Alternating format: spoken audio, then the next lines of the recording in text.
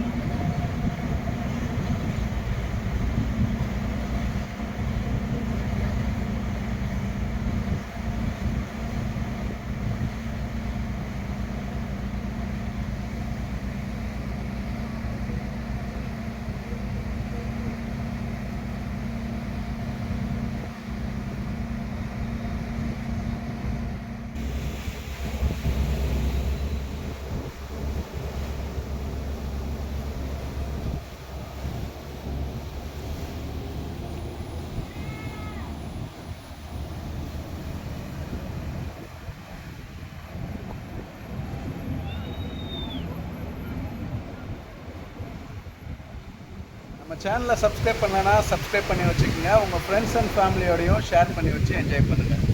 பாய் பாய்.